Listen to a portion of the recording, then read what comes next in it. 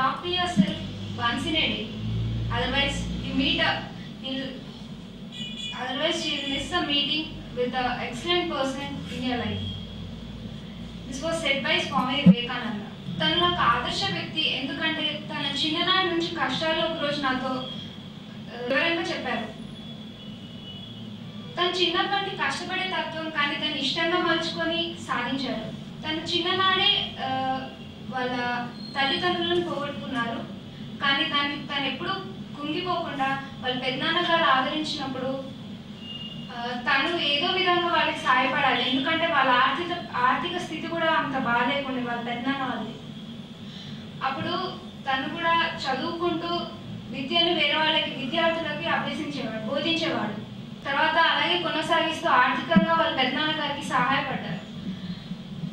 చదువు కొనసాగించడానికి తను హైదరాబాద్కి వచ్చి తను చదువు కొనసాగించారు. జర్నలిజంలో డిగ్రీ పొందారు.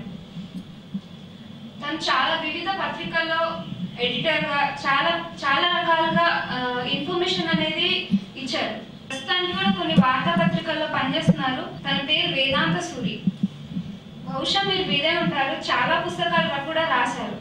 తన మెయిన్ గోల్ ఏంటంటే పిల్లలకు సంబంధించిన పుస్తకాలు రాశారు.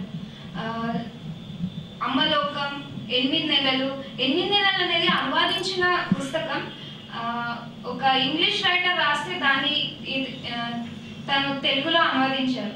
తను రాసిన పుస్తకాలు నేను చాలా చదివాను. దాంతోపాటు మనస్తత్వం అనేది కూడా నేను కొంచెం ఇంప్రూవ్ చేసుకోగలిగాను. తను నాకు ఇప్పటికీ చెప్తుంటారు, నువ్వు సాధించలేనంటే ఏముండదమ్మా, ఇది ఒక్కటి ఆలోచించు, ఇంపాసిబుల్లో కూడా పాసిబుల్ అనేది ఒకటి ఉంటుంది అని. Thank you.